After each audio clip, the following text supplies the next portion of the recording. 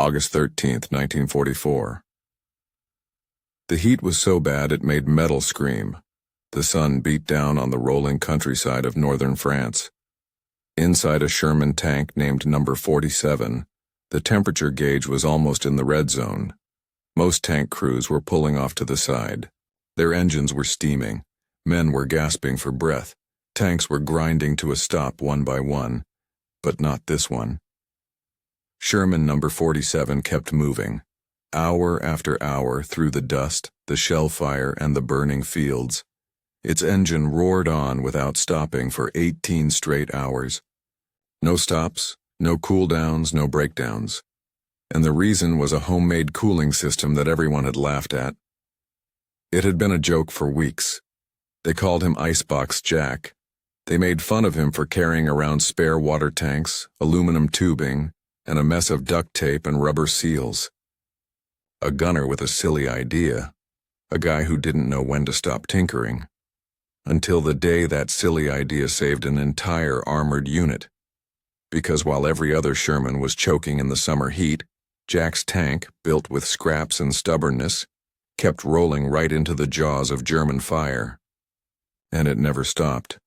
They had laughed at him until he was the last one still moving. Who was Icebox Jack? His name was Sergeant Jack Morrison, though most people in the 3rd Tank Battalion never called him that. To the guys in Bravo Company, he was just Sparky, the kind of soldier who always had grease on his hands and some half-broken machine on his lap.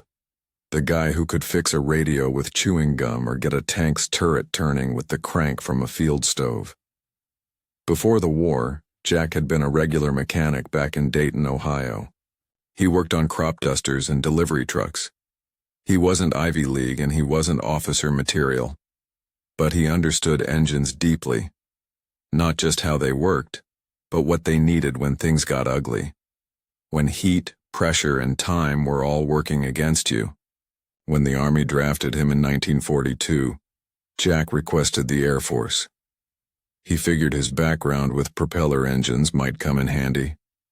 But the Army had other plans. They put him in a Sherman. The M4 Sherman was America's workhorse.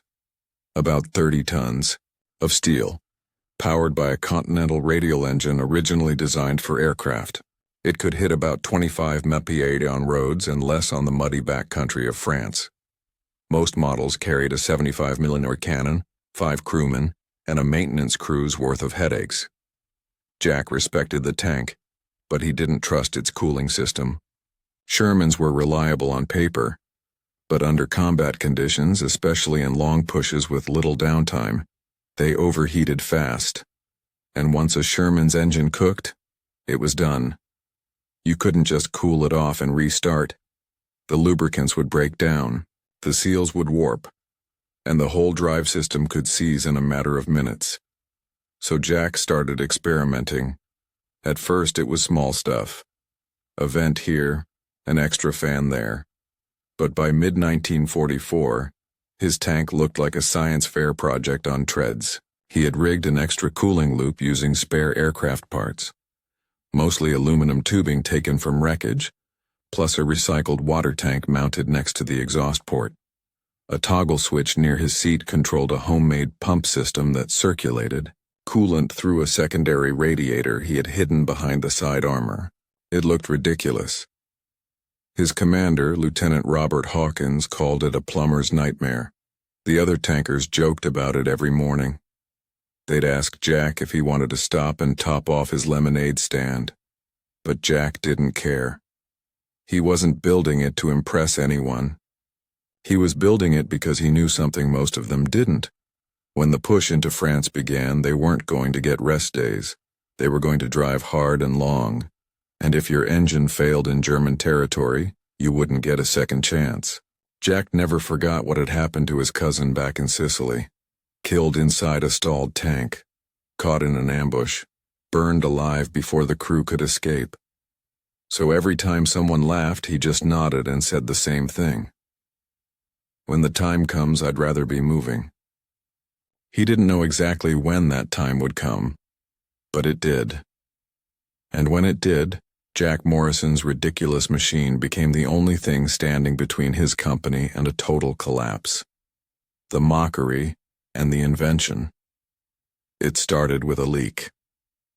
Jack had just finished a 30-mile maneuver through the bocage, those thick overgrown hedges that turned Normandy into a rat maze of ambushes and bottlenecks. His Sherman No. 47 was making a strange hiss from the rear. Not a mechanical hiss, a thermal one. He popped the hatch and climbed back, crouching low against the armor as gunfire echoed in the distance. The back of the tank was blistering hot. Steam hissed from the radiator cap. The coolant had boiled over again. Back at the bivouac, while others cleaned their weapons or wrote letters home, Jack was under the tank, hands black with grease, tightening clamps and replacing corroded lines. That night he got an idea, a radical one. Jack began piecing together an external cooling loop, an auxiliary system that could relieve the engine's internal heat without relying on the standard radiator alone.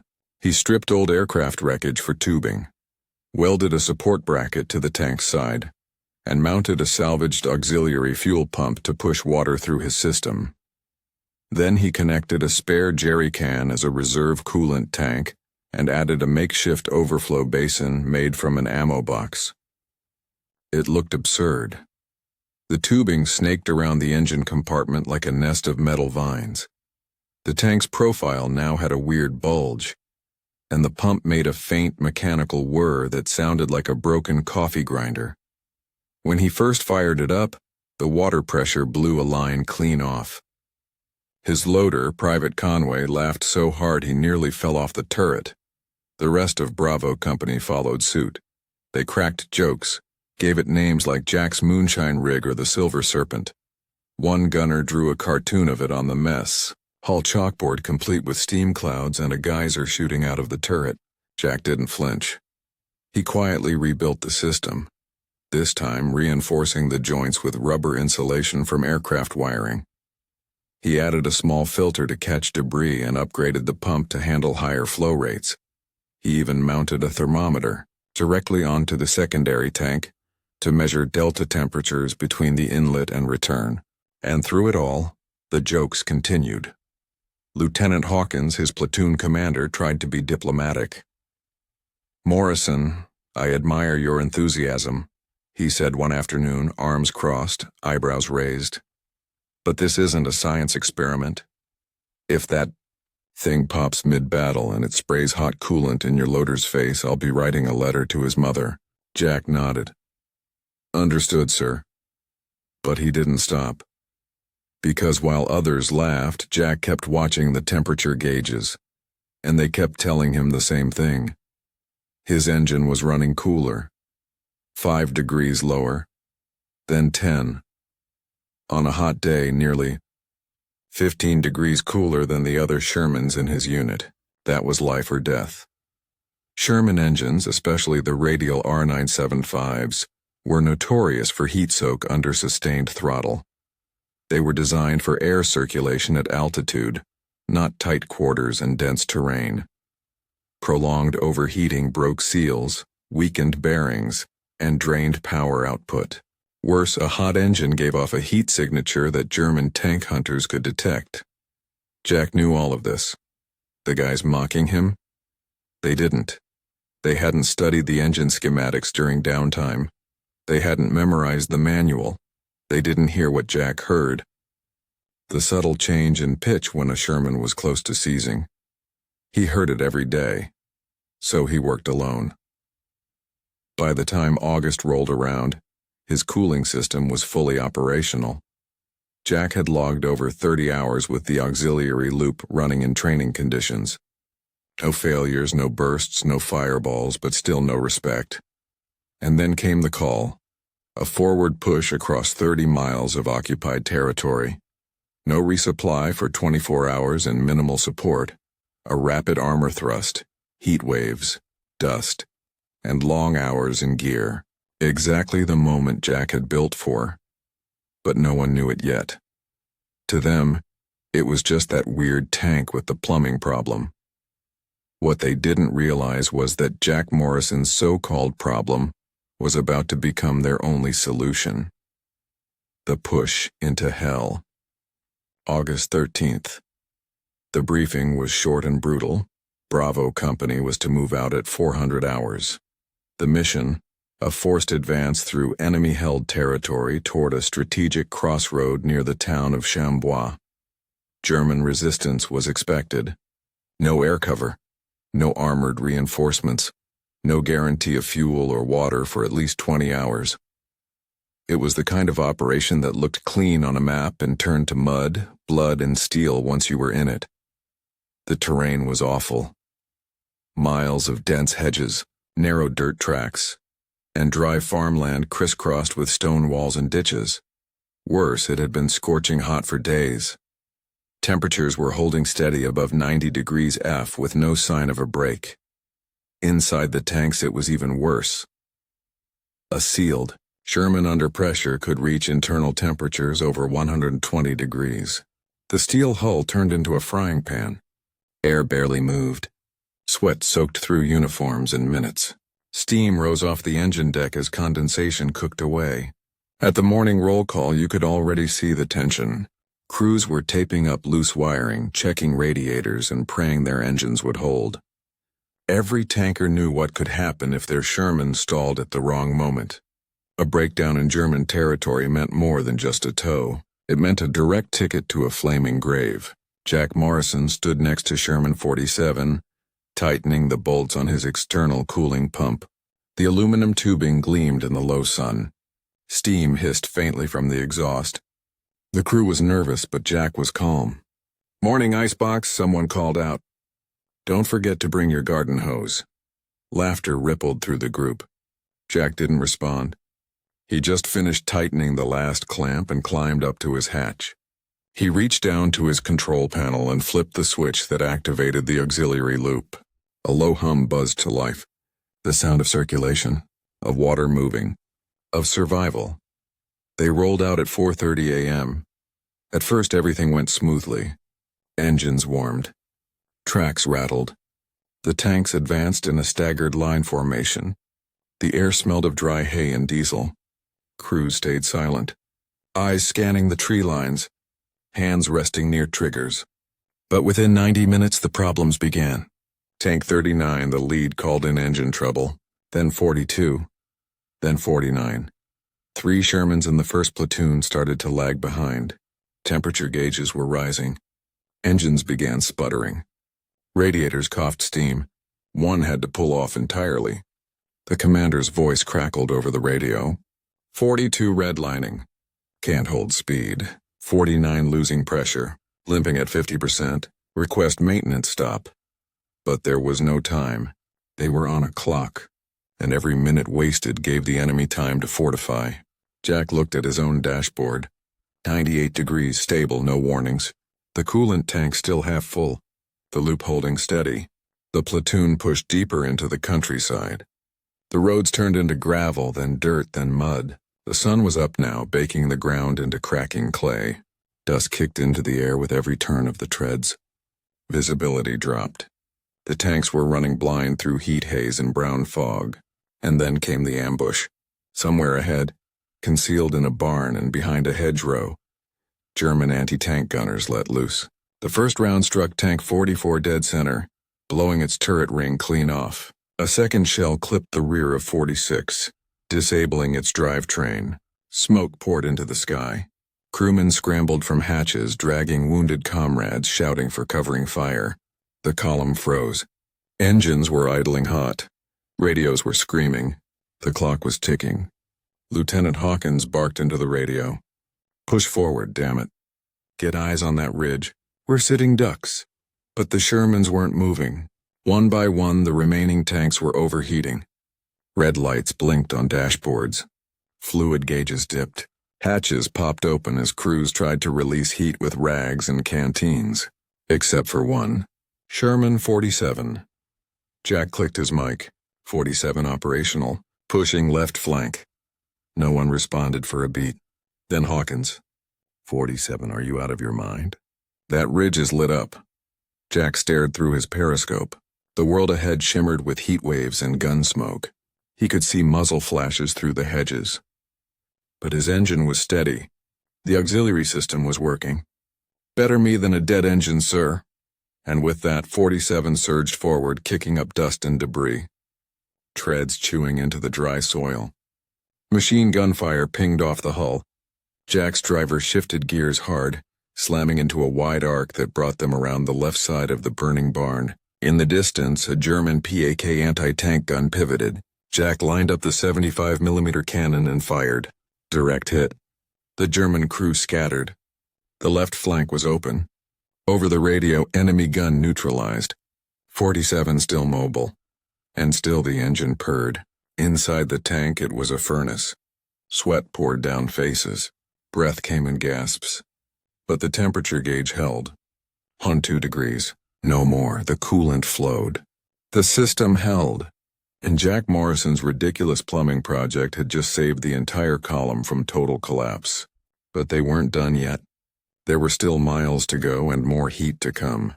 The collapse of the line. One tank keeps going. By midday, Bravo Company's advance had slowed to a crawl. What started as a rapid armor thrust had turned into a mechanical graveyard. 4 of the 9 Shermans were down. 2 had thrown tracks on muddy inclines. 1 had burst a coolant line. Another had stalled completely and was being cannibalized for spare parts.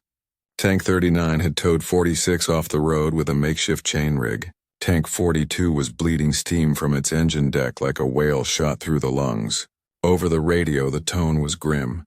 "We're cooked out here, sir. No airflow. The engine bay is glowing. Radiators screaming. Can't push another mile." Lieutenant Hawkins was furious but helpless. He knew what the reports meant. They had pushed too hard, too fast in weather that would melt metal. German resistance was increasing near the crossroads. If they stopped now, the enemy would regroup, reinforce, and hammer them from the ridgelines. The order came down from Battalion HQ. Objective must be reached by 1800 hours. No delay authorized. But they were stalled, except for 1 tank. Sherman 47 was still running, still moving, still hot but not redlining. Inside the hull, it felt like a boiler room. The air was dense and hard to breathe. Sweat streamed off the crew's faces, pooling in gloves, soaking shirts. The metal beneath them vibrated with strain. But it did not falter. Jack stared at the dashboard. Temperature 99 degrees, pressure stable, coolant flowing. The auxiliary pump was running smooth. The aluminum tubes snaked quietly along the engine compartment, drawing heat into the external basin, where it evaporated into the dry French air. It wasn't pretty, but it worked. He reached over, checked the rubber seals for leaks. Nothing. Just the low whir of a system they had all mocked, now performing better than General Motors ever imagined. Outside, the scene was chaos. Tanks parked along the ditch. Crews shirtless, working with tools and rags, pouring water over engines, swearing through chattering teeth. Some sat on the turrets, defeated, helmets off, heads in their hands. "Jack, how the hell is your rig still moving?" Conway shouted from the loader's hatch, squinting into the sun. Jack didn't answer.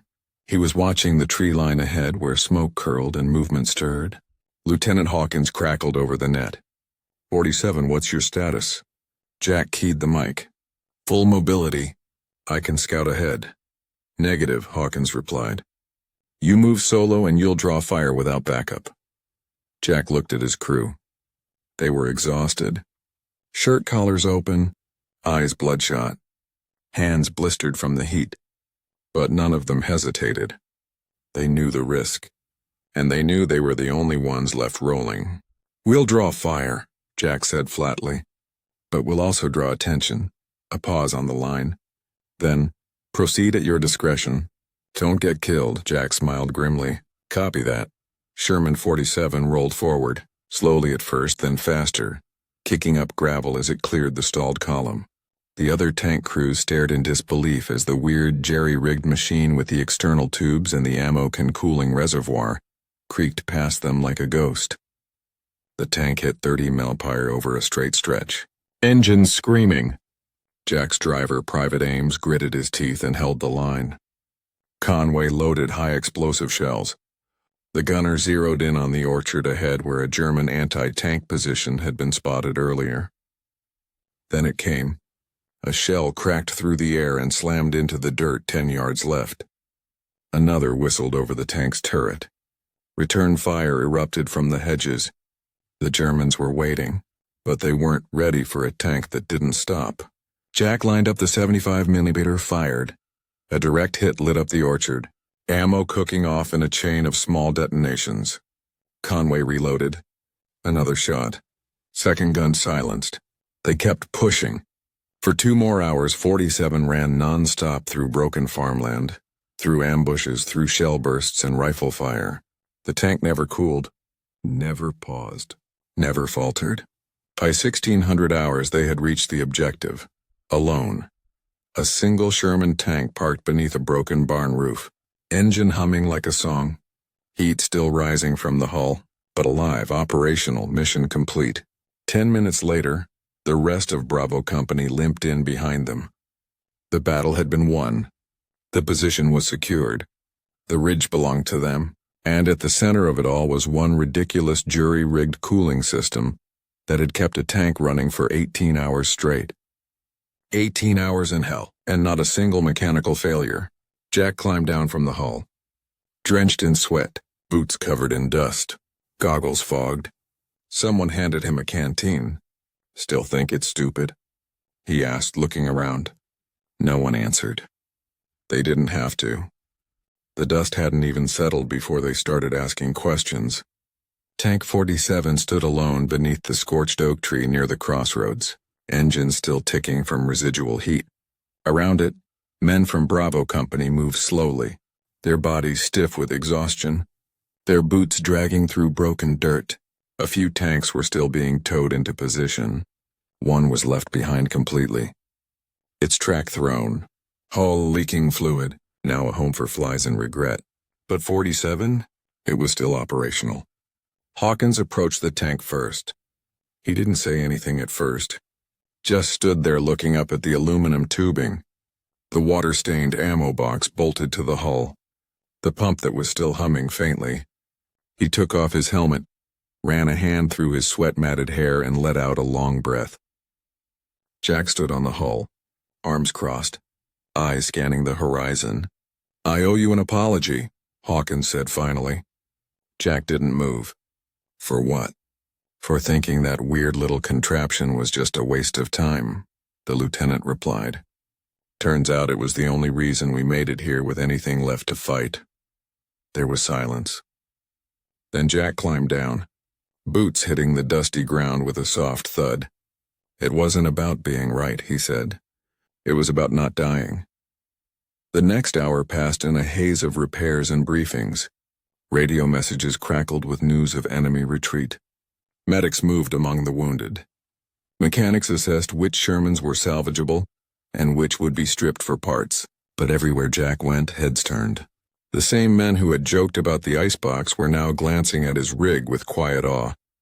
No more laughter, no more cartoons on the mess hall board, just the sound of wrenches turning, orders being relayed, and the occasional whisper, "That thing saved us." Some even asked questions. "What kind of pump is that?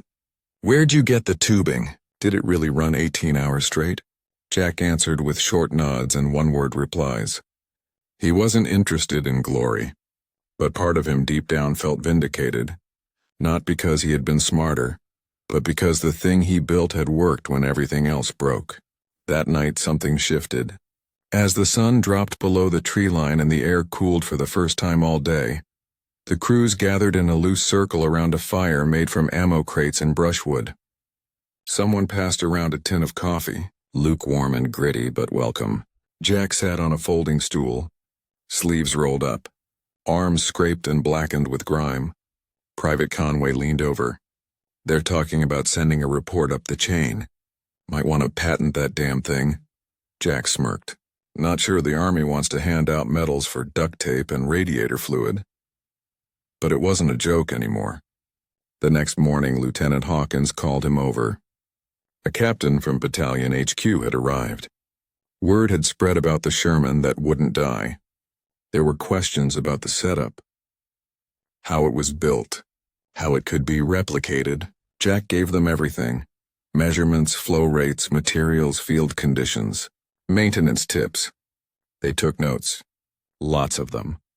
That afternoon, 3 other tanks in Bravo Company began installing modified versions of the system. Scavenged tubing, repurposed pumps from jeeps, and spare water jugs became makeshift cooling loops. Jack walked between them quietly, giving advice, helping where needed, but never saying "I told you so," because he didn't need to. Recognition had already come, not with medals but with the slow, reluctant respect of men who had learned something the hard way, that sometimes the solution wasn't in the manual. Sometimes it came from the guy you laughed at. Legacy in steel and sweat. Within a week, nearly half of Bravo Company had some version of Jack's cooling system mounted to their tanks. Some looked clean: carefully bent copper tubing, shielded valves, recycled oil drums cut into water basins. Others were ugly, barely holding together with wire and luck. But they worked, and that's what mattered. The difference was immediate. During the next advance, fewer tanks stalled. Maintenance crews had less emergency work. One platoon made a record 40-mile push through the French interior without a single engine shutdown. In a war where every inch of progress cost lives and metal, that was no small feat. Word got around. Jack never saw a memo or a commendation, but he noticed something in the way officers spoke to him now. More direct, more respectful. Not with awe, but with recognition. They stopped seeing him as the tinkerer. They started seeing him as a problem solver, and it wasn't just about heat. It was about trust. That a regular enlisted man, just a mechanic from Ohio, could spot a flaw in military hardware and fix it before anyone in logistics had even acknowledged it existed. At night, the crews stopped mocking the icebox. They started inspecting it, measuring tubing diameters, asking about pump speeds and thermal retention. Mechanics took notes. Engineers made drawings. And though it never made it into any formal technical manual, Jack's setup quietly influenced dozens of tank crews across the 4th Armored Division. One sergeant even tried building a dual-tank cooling exchange system, running coolant between 2 Shermans like twin hearts. It didn't work, but no one laughed, because the lesson had been learned. Ingenuity mattered. Improvisation wasn't weakness. It was survival. Jack's own crew never needed a second rig. The original held up through 3 more campaigns: France, Luxembourg, and into the forests of Belgium. It was never replaced, only cleaned, adjusted, and kept running like a heartbeat. It became a symbol, unofficial, unspoken, of the idea that small changes, even crude ones, could tip the balance. That war wasn't just about tanks and tactics, but about adaptation. The kind of adaptation born from frustration, sweat, and a refusal to accept good enough. Back home, they would never hear about Jack Morrison. Not in newspapers. Not in speeches. Not in textbooks. But the men in Bravo Company knew. They knew who kept them moving when the machines were ready to quit. And for every soldier who reached the next town, the next hill, the next bridge because their engine didn't fail, there was a trace of Jack's fingerprints in that machine. It wasn't shiny. It wasn't official, but it was real. And in war, that's what mattered most. They called it the stupid cooling system until it wasn't. Until it was the only thing left standing between a failed mission and a victory that kept the line moving. Until it became the quiet difference between life and death. Jack Morrison never wore medals for what he built. He never made rank from it. He never gave interviews, and he never patented a thing. When the war ended, he packed his duffel bag, shipped back to Ohio, and returned to the same dusty garage where he'd once repaired delivery trucks and crop dusters. He lived a quiet life, married, had kids, fixed cars, never mentioned Normandy unless someone pried. But those who fought with him remembered, because in the chaos of war, with steel grinding against steel and flesh pushed to the edge of what it could endure, it's easy to believe that victory comes from above, from generals, from plans, from firepower. But more often it comes from below, From the hands of someone who refuses to accept the limits of the system, from the stubborn mind of a mechanic who looks at a failing machine and says, "No, not today." From someone mocked, ignored, and written off until the moment everything is on the line. And when that moment comes, the war doesn't care about titles or egos or chain of command. It cares about who still moves when the rest have stopped. Jack moved. His engine moved. And because of that, so did his brothers in arms. That's the real machinery of war. Not just the tanks or planes or bombs, but the minds willing to reimagine them, repair them, and carry them farther than they were ever designed to go. So here's the moral. What looks like nonsense today might save your life tomorrow. What they laugh at in the barracks might be what gets them home. And sometimes the dumbest idea in the room, wrapped in duct tape and aluminum, just needs time to prove itself. Jack didn't save the war, but for 18 hours he kept it moving, and for the men around him that was everything. What part of Jack's story hit you the hardest? Have you ever seen someone get mocked for an idea until it worked? Let us know in the comments. And if you believe ingenuity still matters like it did in that Sherman on August 13, 1944, hit like, subscribe, and share this story. Let's keep these forgotten sparks of history burning.